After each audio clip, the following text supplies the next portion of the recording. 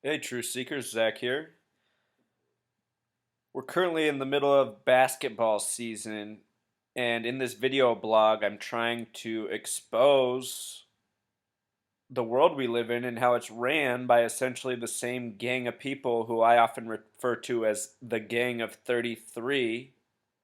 I also say they're the Freemasons. And it's possible I have a little bit of tunnel vision with my theory. It might be more than the Freemasons, but these Masonic principles, they're just through and through. They're all over in this world. And just the other night, I started thinking about the death of Chris Paul's grandfather, which was a big story. We will watch that. We'll watch the video footage they showed on television.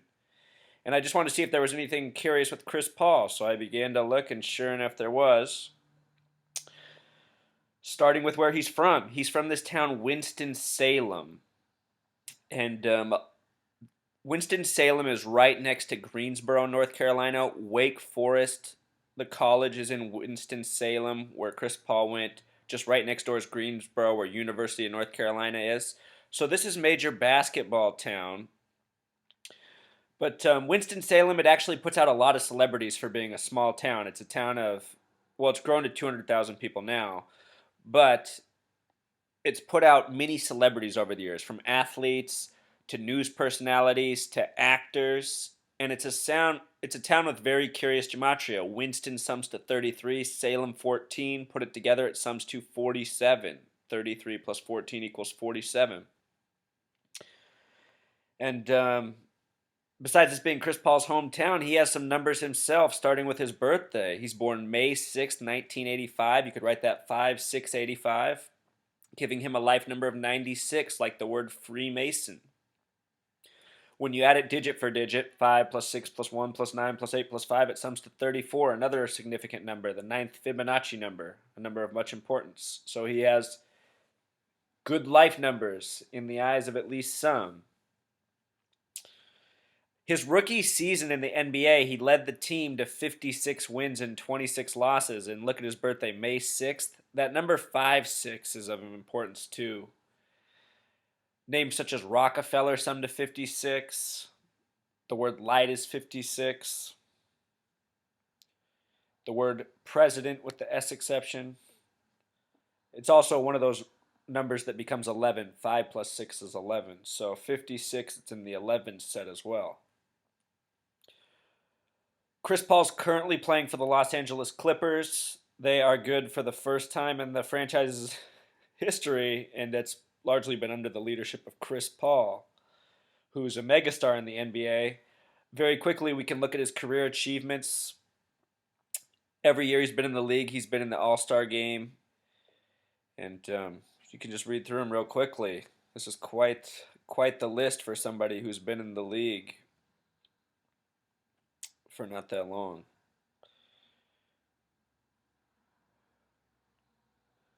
All right. So, where it gets more curious is the death of his grandfather. The night after Chris Paul agreed to go to Wake Forest to play basketball at the college, his grandfather was found murdered. And the story is that a gang of people tied him up, beat him up, and killed him for no apparent reason. The night after Chris Paul agreed to go to Wake Forest. And really, it sounds to me like a ritualistic killing. And the story is that Chris Paul, the next basketball game he played, he scored a point for every year of his father's life. We'll watch that story. But there's something else to it. Here's that gematria for Winston-Salem, this curious town. Probably a very Masonic town. Perhaps a lot of Masonic Freemason bigwigs live in this town. The sport of basketball itself was invented by a Freemason, Naismith. So the father's name, Nathaniel 39, Jones 18 or 27. With the S exception, his name sums to 66, number of significance. Perhaps his grandfather was a Freemason. His high school, West Forsyth, depending on what S exceptions you use, even has a gematria of 61. Notice that 5 plus 2 is 7, 6 plus 1 is 7, 7 plus 0 is 7. That's the check that all these methods are valid. They should always reduce to the same single digit. So, curious. His grandfather dies at age 61 while he's playing for West Forsyth. He scores 61 points, and even within the gematria of the school name, a 61 is present. The name Chris Paul sums to 44, this number having to do with death, assassination, perhaps all part of the tribute, perhaps all part of the reason his father or his grandfather was murdered. And Wake Forest as a university also has some interesting gematria itself, 42, 51, 60. So we'll watch the story now. We can see the young Chris Paul here.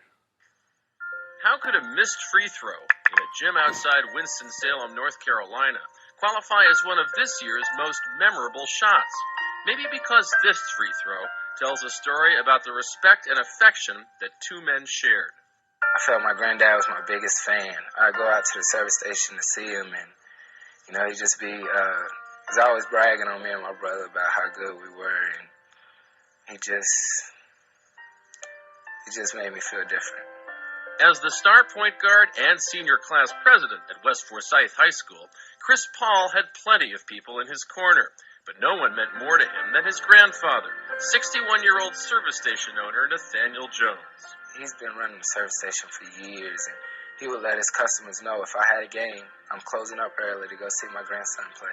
For Chris and his family, November 14th was one of the happiest days of their lives. The day Chris accepted a full basketball scholarship to nearby Wake Forest. I had my friends.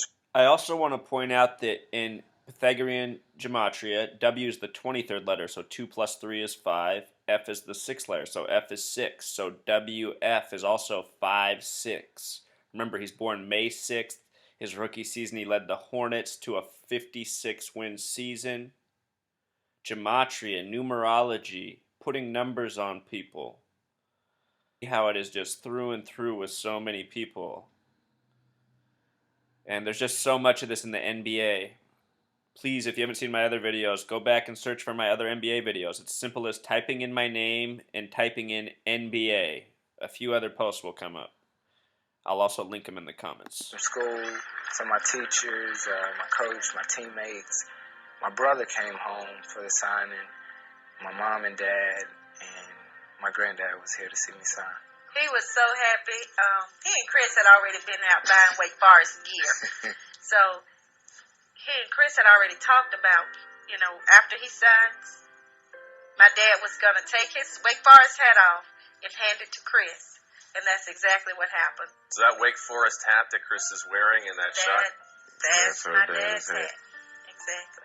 I mean, it gives me cold chills when I think back to it now, because when you think about it, that was the last time we was all together. Me, my husband, both of my boys, and my dad.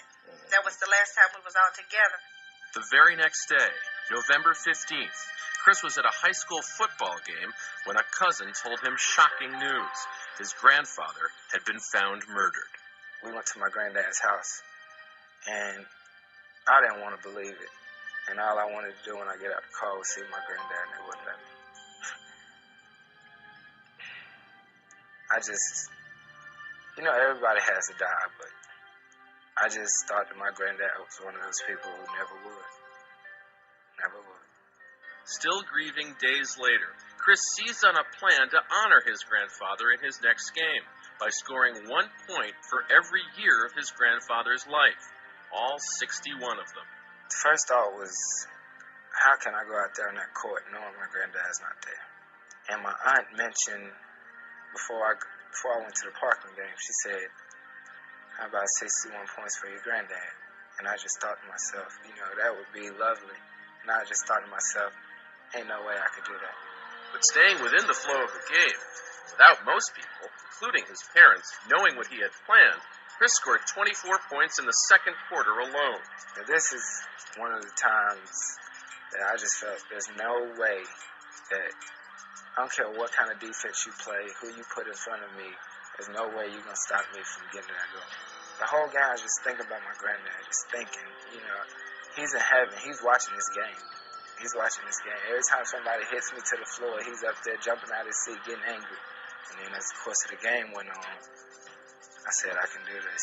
By the end of the third quarter, West Forsyth had the game wrapped up. Word began to spread through the crowd about Chris's remarkable tribute. I think I heard some of the children talking about it, but I didn't believe it. I mean, 61 points. Come on. That's just almost unreal. So, I didn't believe it. Coach asked me how many did he need. I'm like, what? And he looked at me like, don't you know? And I was like, what are you talking about? He said nothing. There towards the end, when we got to 56, they turned around. One of the kids turned around and said, Miss Polly only needs 5. And that's when I started getting nervous because I really wanted him to achieve it at that point. With less than 2 minutes to go in the game, Chris had scored 59 points. Then he drove to the hoop, took a hard foul, and the shot dropped. He had his 61. And I laid it up, and I got fouled, and it went in. And I laid there for a second and was just overwhelmed because I knew that at this moment in time, this is something I would never forget.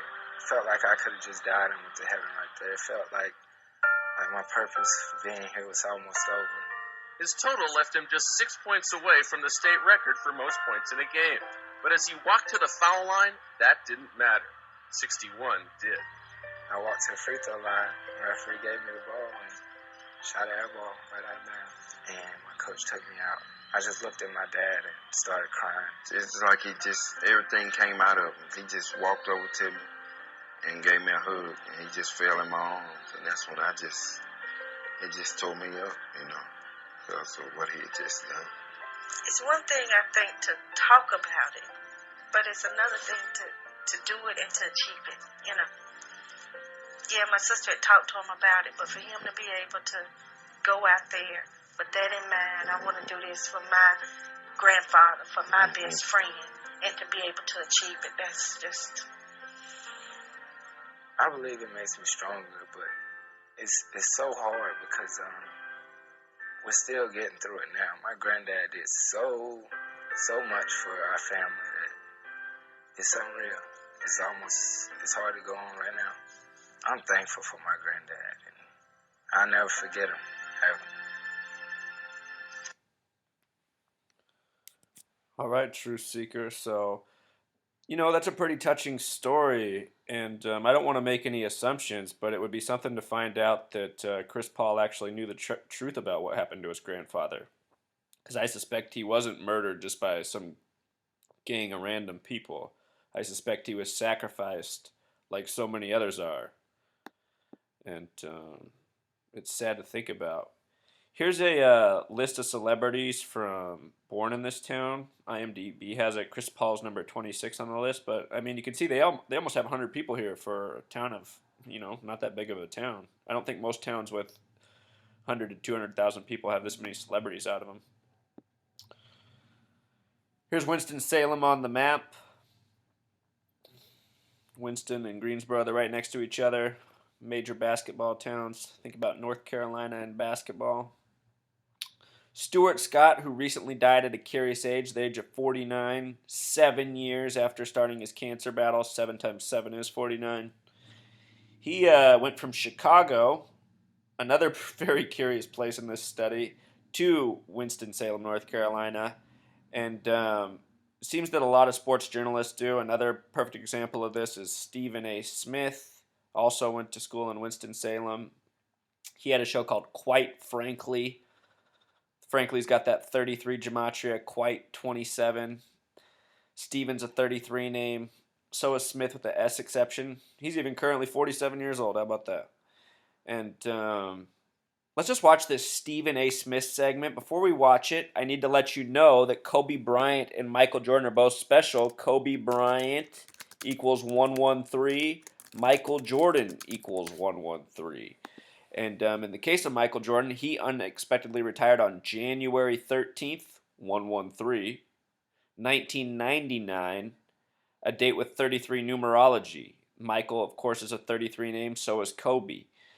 And, these are just a few of many examples. The more I research this, the more prevalent they become. It's astounding. It's across all sports: boxing, baseball, basketball, football, soccer. through and through. Anyway, let's just watch them debate this this segment, talking about these two players at the age of 33. I mean, this stuff's just unbelievable. Stephen A., who's better at 33, Kobe or was MJ?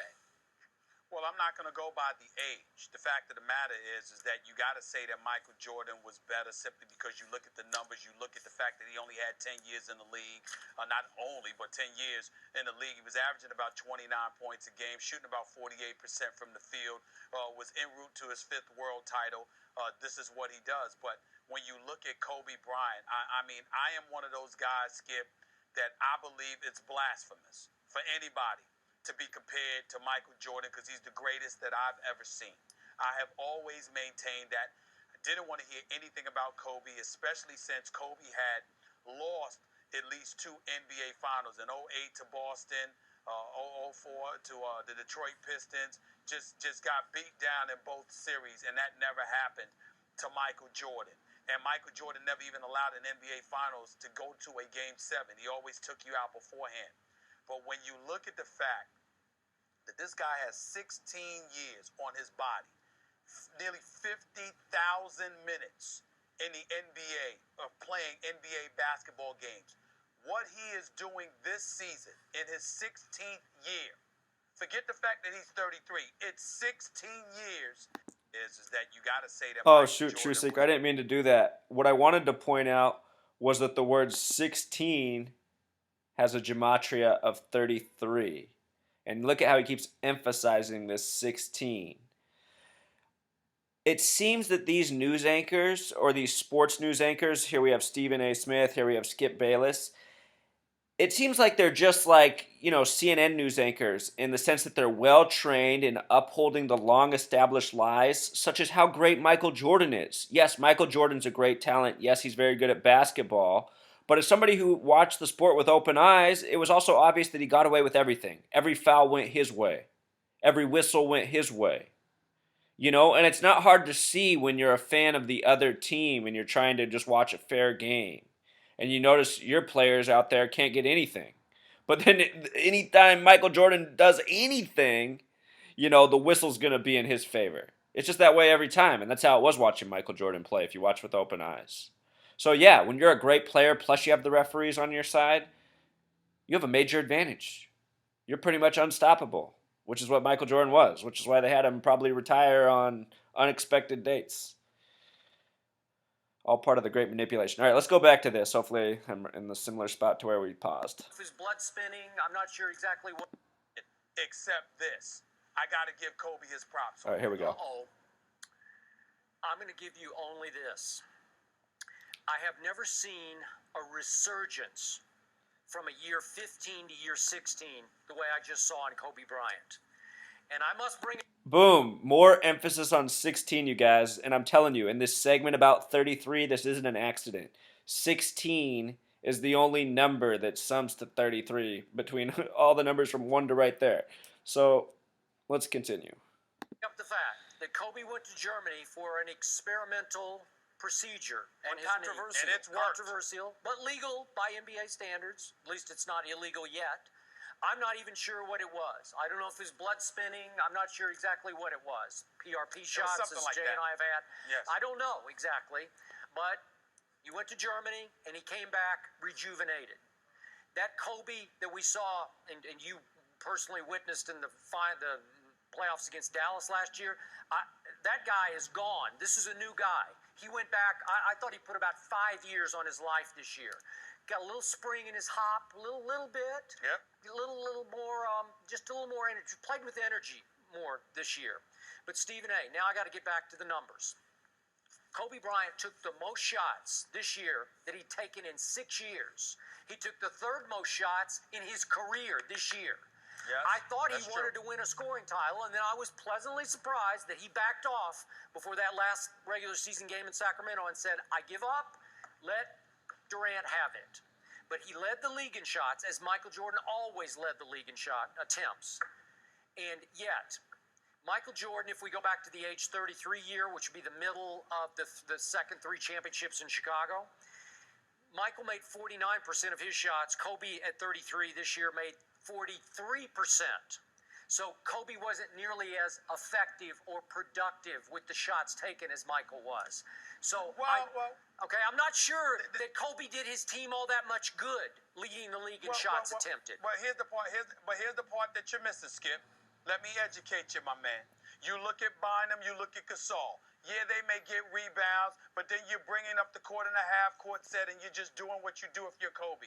A lot of Michael Jordan's points, not most of them, not all of them, but a lot of them came via the fast break. Why? You had the big three, not just rebounding for you, but you had Scottie Pippen creating steals with Jordan. You had them pressuring the basketball. You had them pushing the ball up the floor. So there were a lot of easier shots that Michael Jordan was able to get that Kobe Bryant doesn't necessarily get, because the Lakers don't have that kind of arsenal that Chicago had at its disposal to play alongside Jordan, and that contributes to Jordan having a higher shooting percentage and appearing to be more proficient and efficient than Kobe Bryant. Don't forget that part. And don't forget, Michael Jordan had Bill Winnington at center. You No, like that? not just Bill Winnington. He had Bill Winnington, he had Bill Cartwright, he had Luke Longley. They had a whole bunch of 7-footers. Go ahead. It seems like a fair point, Skip. I think it's an unfair point because Kobe still has the two best skilled big men in basketball, and he refuses to feed them on a nightly basis. He refuses to feed the beast that is Bynum. He takes shots that he doesn't need to take. High degree of difficulty, fallaways from the corner.